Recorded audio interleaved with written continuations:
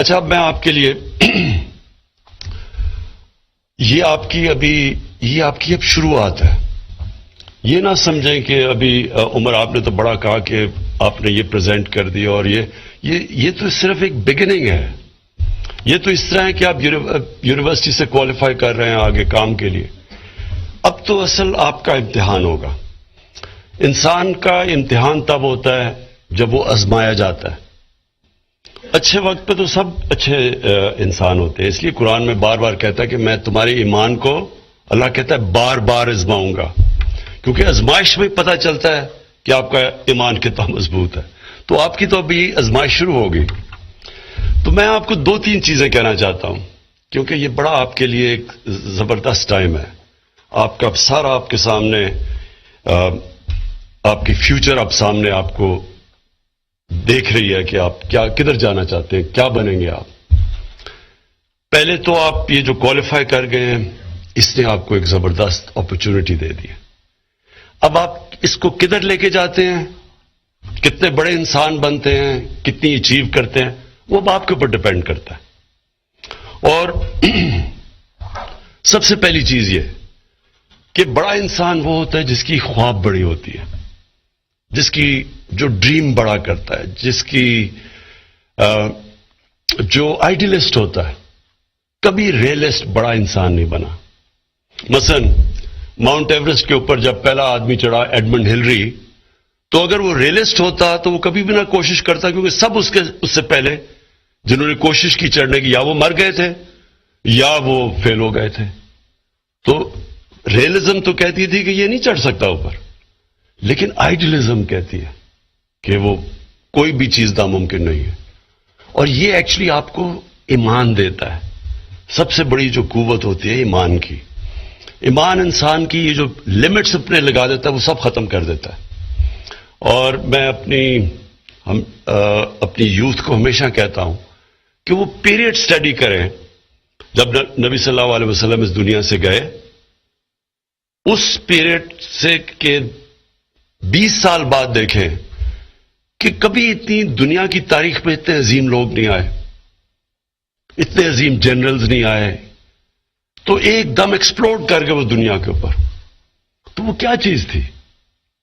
اس کو ضرور سٹڈی کریں کہ وہ کیا چیز تھی کہ وہ ایک دم عرب جن کی کوئی حیثیت ہی نہیں تھی، انہوں نے دنیا کی امامت کی. تو وہ آئیڈیلزم تھی جو نبی صلی اللہ علیہ وسلم نے ان کے اندر ایمان ڈالا تھا. ایمان نے انسان کو آزاد کر دیا. اور جو اقبال شاہین کہتے ہیں، جو ہے اقبال کی شاہین وہ ہوتا ہے جو زمین کی زنجیریں توڑ دیتا ہے ریئلزم کی، اور وہ پھر آئیڈیلسٹ ہو جاتا ہے، اور اس کے سامنے پھر لمٹلیس ہوتی ہے دنیا، وہ کچھ بھی کر سکتا ہے. تو جو آپ کے لیے بھی یہ یاد رکھیں کہ آپ کو راستے میں ہمیشہ چوائسز آئیں گی. 2 چوائسز ہمیشہ آئیں گی. نماز میں جب آپ پڑھتے ہیں، آپ صرف ایک ہی چیز مانگتے ہیں نا کہ اللہ ان کے راستے پہ لگا جن کو تو نے انعام دیے، نعمتیں بخشی، ان کے نہیں جو غلط راستے، اپنی تباہی کے راستے پہ چلے گئے. یہ فیصلے آپ کو ہمیشہ ڈیلی بیسس پہ کرنا پڑے گا. ایک راستہ وہ ہے جو لگتا بڑا مشکل ہے، لیکن وہ راستہ ہے، اور وہ راستہ نعمتیں سب سے زیادہ تو نبی صلی اللہ علیہ وسلم کو اللہ نے بخشی نا، ان کو اپنا حبیب کا. تو ایک تو وہ راستہ ہے. ایک دوسرا راستہ ہے جو شارٹ کٹس بھی ہیں، جو آسان لگتا ہے. دنیا بھی یہ کرتی ہے تو ہم بھی یہ کر لیں. آپ کو سارا وقت ٹیمپٹیشن ہوگی کہ جی یہ تو دنیا کا راستہ ہے، آپ زمینی حقائق نہیں جانتے. تو ہمیشہ آپ کو فیصلے کرنے پڑیں گے ان دو راستوں میں. تو ایک راستہ ہے آپ کی عظمت کا، کیونکہ کبھی کسی انسان کو وہ عظمت نہ ملی ہے، نہ مل سکتی ہے جو نبی صلی اللہ علیہ وسلم کو ملی تھی. دوسرا راستہ ہے جو لگتا ہے کہ بڑا اٹریکٹیو ہے، لیکن وہ انسان کی تباہی کا راستہ ہے. تباہی کا مطلب انسان کے پوٹینشیل کی تباہی کا راستہ ہے. مجھے جب میں کرکٹ کھیلا شروع کی اور میں جب اوپر آیا تو بڑی ٹیمپٹیشن کی. ایک ہمارے زمانے میں ساؤتھ افریقہ میں یونائٹڈ نیشنز کا بین تھا کیونکہ ان کی اپارٹھائڈ رجیم تھی. تو انہوں نے بڑے پیسے آفر کرتے تھے لوگوں کو وہاں جانے کے لیے، کرکٹرز کو، اور اسپیشلی کہ جو کرکٹرز کا جب نام بن جاتا تھا تو وہ بڑے پیسے آفر کرتے تھے. تو ہمیشہ ایک طرف آتا تھا کہ جی ہم آپ کو اتنا پیسہ دیں گے اگر آپ ساؤتھ افریقہ آ گئے. تو لگتا تو بڑا اچھا تھا کہ اتنا پیسہ ملے گا اور یہ, لیکن وہ پیسہ جو لینا تھا وہ پھر وہ دوسرے راستے پہ چلے گا کہ ایک قوم جو کہ نسل پرست ہے, جو افریکنز کو یا ایشینز کو انسان ہی نہیں سمجھتی برابر کے, اور ادھر جا کے میں اس رجیم کو انڈورس کروں پیسے لے کے, تو یہ آپ کو بھی ہمیشہ ٹیمپٹیشن آئے گی. اور ایک میں آپ کو بڑا انسیڈنٹ بتاتا ہوں. ایک بہت بڑے انٹلیکچوئل تھے پاکستان کے, ڈاکٹر اشفاق احمد خان. آپ نے پتہ نہیں سنا ہوگا یا نہیں, لیکن بڑے عظیم اسکالر تھے. تو وہ کہتے کہ ایک دفعہ میں گیا چائنا, اس وقت چیئرمین ماؤ تھے پریزیڈنٹ چائنا کے. تو کہتے جب چیئرمین انہوں نے ملنے کے لیے وہ لائن میں کھڑے ہو گئے, وہ ہر ایک سال میں ایک دفعہ یانگسی دریا کی سوئم کر کے کراس کر کے واپس آتے تھے. تو ساری لائن میں لوگ کھڑے ہوتے تھے بعد میں ان کو ملنے کے لیے جب وہ کرتے تھے. تو کہتا میں بھی کھڑا ہو گیا. تو جب میری باری آئی تو اس نے مجھے ہاتھ ملایا چیئرمین ماؤ نے. تو اس نے کہا تم کدھر سے ہو؟ اس نے کہا پاکستان سے ہوں. تو اس نے اس کی طرف دیکھا, کہتا اٹس اے گریٹ کنٹری. تو وہ تھوڑا سا حیران ہوا وہ ڈاکٹر اشفاق کی. اس نے کہا کہ پاکستان گریٹ اتنا بڑا ایک لیڈر, ایک ریولوشنری لیڈر, اور وہ کہہ رہا ہے کہ پاکستان از اے گریٹ کنٹری. تو اس نے پھر وہاں کھڑے کھڑے لائن لگی ہوئی لوگوں کی اس کو ایک انسیڈنٹ بتایا. اس نے کہا کہ میرا ایک ایمبیسڈر تھا, ان دنوں میں کراچی کیپٹل تھا پاکستان کا. تو کہتا کراچی میں ہمارا ایمبیسڈر تھا, چائنیز ایمبیسڈر. اس کا ایک پاکستانی دوست تھا جو اس کا چیس پارٹنر تھا. تو وہ جب چیس کھیلتا تھا تھوڑی دیر کے بعد وہ جاتا تھا اس خانے میں اور پانی سر پہ ڈال کے واپس آ جاتا تھا. تو کہتا کیا پرابلم ہے؟ کہتا میں نے روزہ رکھا ہوا ہے.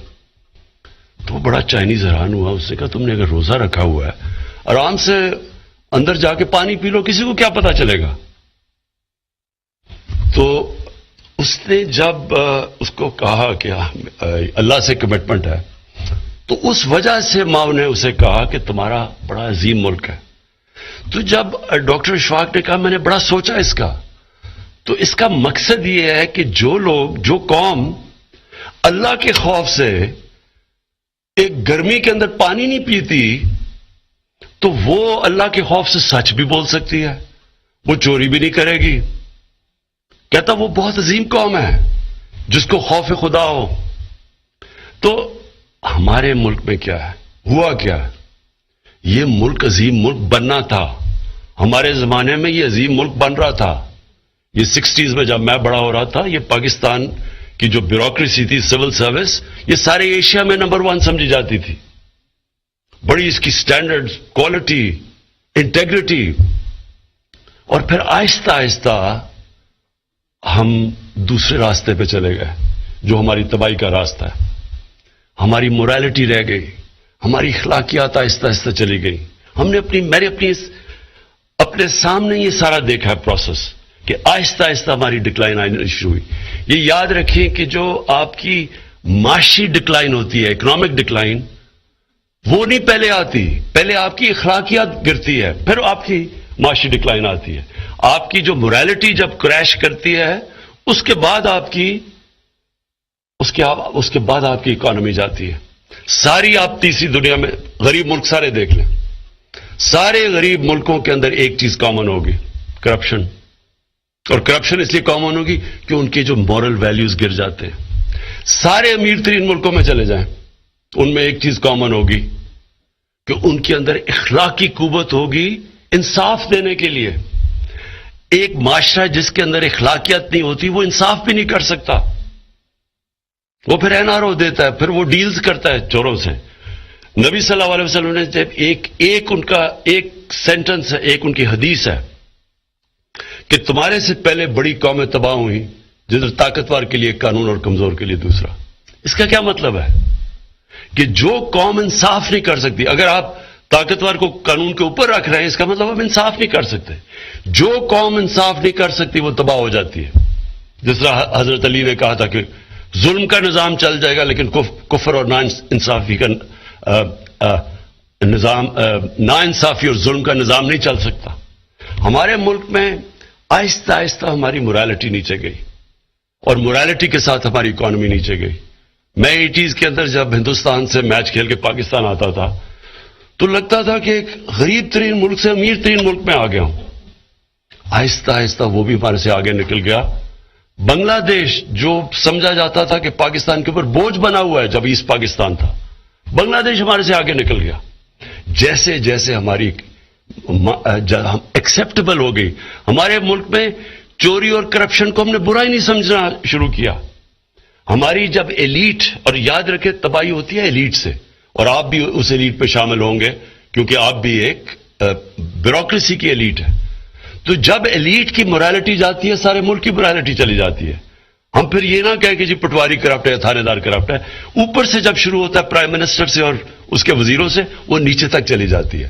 اور کنورسلی ہمارے نبی صلی اللہ علیہ وسلم نے مدینہ میں اپنی مثال سے سارے معاشرے کی مورالٹی اٹھا دی. پہلے ان کی مورالٹی اور اخلاقیات اوپر لے کے گئے, پھر وہ دنیا کی انہوں نے امامت کی. آپ کے لیے جو چیئرمین ماؤ نے جو بات کی تھی وہ بڑی پتے کی بات تھی کہ ایک قوم جو کہ پانی نہیں پیتی اللہ کے خوف سے, تو اس پہ کتنا صبر ہوگا, کتنا وہ سچ اور حق پہ کھڑے ہوں گے, ان کی مورل سٹرینتھ کیا ہوگی کہ اللہ سے اگر وہ ڈر کے رائے حق پہ چلتے ہیں. تو یہ آپ کے لیے بڑا امپورٹنٹ. اور آخر میں جو میں بات کرنا چاہتا ہوں وہ یہ کہ دیکھیں کبھی انڈر ایسٹیمیٹ نہ کریں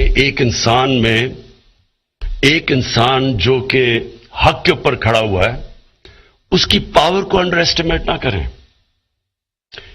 یہ جو وہ ایک سینگ انگریزی میں کہ one moral man is an army, یہ کبھی انڈر ایسٹیمیٹ نہ کریں کہ جو عمر نے ابھی بات کی کہ اللہ الحق ہے, تو جب آپ سچ پہ کھڑے ہوتے ہیں آپ کے پاس اللہ کی قوت آ جاتی ہے. میں آپ کو ایک بتاتا ہوں, میں کرکٹ جب کھیلتا تھا تو میں ابھی ٹیم میں بڑا چھوٹا تھا, ایک ورلڈ 11 بنی دنیا کی, اور آسٹریلیا میں سیریز تھی, کیری پیکر دنیا کی 2 ٹاپ کھلاڑی وہاں تھے. تو وہ پہلی دفعہ اتنا زیادہ کرکٹ کے اندر پیسہ آیا ہمارے اب تو کوئی مقابلے میں نہیں, لیکن ان دنوں میں بڑا پیسہ تھا وہ. تو ایک ورلڈ 11 تھی, ایک ویسٹ انڈیز تھی, ایک آسٹریلیا, 2 دنیا کی بیسٹ ٹیم تھی, اور ہم سارے دنیا کے باقی کھلاڑی تھے وہ ورلڈ 11 میں تھے. تو ہمارے ساتھ ساؤتھ افریکنز بھی تھے, اس وقت انگریز بھی تھے, ہم پاکستانی بھی تھے. تو ہمارا تینوں میں میچ ہوا تو ہم ورلڈ 11 جیت گئے. اب جب میچ ختم ہوا اور ہم جیت گئے تو جو 11 کھلاڑی تھے ہم آپس میں بیٹھے ہوئے, ہماری اسکواڈ تھی 17 کی لیکن کھیلے تھے 11, تو ہم 11 بیٹھے ہوئے. تو ڈسکشن شروع ہوئی, میں سب سے چھوٹا تھا ٹیم سے, تو ٹیبل کی اس طرح ڈسکشن آئی. تو لوگوں نے کہا کہ جی ہم کھیلے ہیں, ہم نے محنت کی ہے, تو سارا پرائز منی ہمیں آپس میں 11 میں ڈسٹریبیوٹ کرنا چاہیے. تو وہ جو باقی جو کھیلے ہی نہیں, جو 18 کی اسکواڈ تھی, ان کو کیوں ملنا چاہیے, پیسہ تو ہمیں ملنا چاہیے. تو وہ ایک سے شروع ہوا, ایک دوسرا تیسرا, ساروں نے کہا ہاں ہمیں ملنا چاہیے, پیسہ بڑا تھا, ساروں نے بڑے, سب نے کہا کہ ہاں انہوں نے تو محنت نہیں کی. ایک کھلاڑی تھا, میں کبھی نہیں بھولتا, اس کا نام تھا ایلن ناٹ, انگلینڈ کا کھلاڑی تھا, اور وہ بڑا ایک ڈیواؤٹ کرسچن تھا, اللہ میں ماننے والا. اس نے کہا, جب اس نے کہا یہ آپ کیا, آپ کو شرم آنی چاہیے سب کو, وہ ہماری اسکواڈ کا حصہ ہے, اگر وہ نہیں کھیلے لیکن اسکواڈ کا تو حصہ ہے, ہمیں ان کے اندر بھی بانٹنا چاہیے. اب آپ یہ سوچیں کہ ایک آدمی نے, باقی سارے کہہ رہے ہیں کہ ہمیں پیسہ آپس میں رکھنا چاہیے, ایک کہتا کہ نہیں ہمیں بانٹنا چاہیے, کیونکہ وہ سچ بول رہا تھا, وہ حق پہ کھڑا تھا, اس کی مورالٹی ہماری سب سے اوپر تھی. سب چپ کر کے اس کی بات مان گئے, بلکہ شرم آئی باقیوں کو, ہم یہ کیوں اتنے سیلفش ہو رہے تھے. دیکھیں ایک انسان جب رائے حق پہ کھڑا ہوتا ہے اس کا بہت بڑا امپیکٹ پڑتا ہے, اور جتنی اوپر پوزیشن ہوتی ہے اتنا ہی زیادہ امپیکٹ پڑتا ہے. میں جب میاں والی میں کیمپیننگ کرتا تھا تو ایک تھانے دار ایک تھانے میں ایماندار آ جاتا تھا, سارے ڈسٹرکٹ میں پتہ چل جاتا تھا کہ ایک تھانے دار آ گیا ایماندار. ایک ایس پی آ جاتا تھا, ساری ڈسٹرکٹ کو ٹھیک کر دیتا تھا. سو اس لیے کبھی انڈر ایسٹیمیٹ نہ کرنا کہ آپ کو جو پوزیشن اللہ نے دی ہے, آپ نے محنت کی ہے لیکن آپ کو پوزیشن ملی ہے, اس کی انڈر ایسٹیمیٹ نہ کرنا.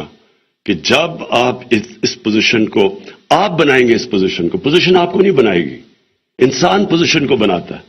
آپ جب اس پوزیشن کو صحیح طرح اس سے انصاف کریں گے تو آپ کی عزت بھی ہوگی، راستہ مشکل ہوگا۔